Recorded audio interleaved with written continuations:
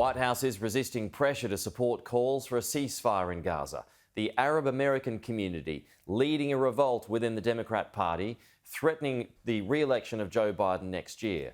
Our Washington correspondent Annalise Nielsen explains in this special report from the American state of Michigan. On college campuses across America, the Israel-Gaza conflict is unavoidable. Here in Ann Arbor, Michigan, students and local activists alike are boarding buses for an 8-hour drive down to Washington, D.C. They're joining a national march in the capital. Free, free Palestine! Free, free Palestine! And fueling the furious response from the Arab American community to the US government's support of Israel. To see American tax dollars be used when Biden said that we don't have any money for health care in this country, to be used to bomb children and then steal land in the West Bank in Ramallah, where my family's from and has lived for over 800 years, documented, it's beyond devastating. You guys can go ahead and get into the bus. Okay. Michigan has the second highest Arab population of any state in the United States, behind only California. And Arab Americans are driving calls to demand Israel initiate a ceasefire. Hamas did not start this violence. This has been completely perpetuated and provoked by Israel by keeping Palestinians enclosed, under siege, under blockade for decades, cutting off their access to food and water and electricity. The rhetoric has grown more pointed as the weeks drag on. The phrase in here, it says from the river to the sea, is like, it's like it goes back in the history where like all the Palestinians were like having that, they living with the Jewish people.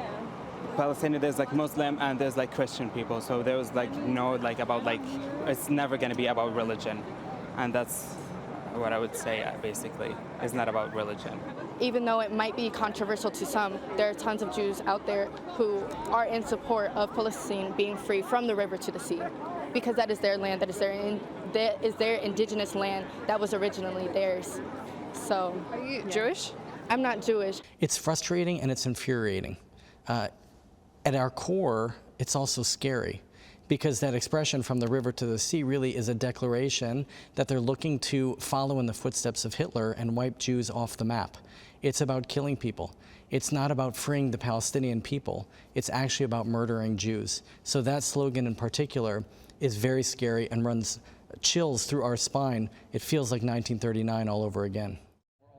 Rabbi Starr leads one of the largest Jewish congregations in Detroit. The temple has marked out sections of pews to represent the number of Jewish victims being held hostage by Hamas. They're feeling how deeply the conflict between Israel and Gaza is dividing the community here, and hoping the US doesn't back down of its support of Israel. Of course we're worried.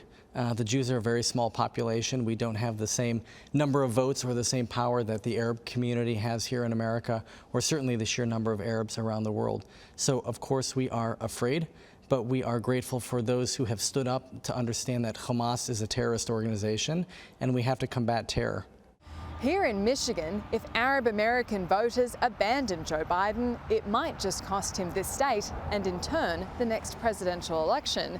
In 2020, Joe Biden only won Michigan by around 155,000 votes, and that's in a state of over 8 million registered voters.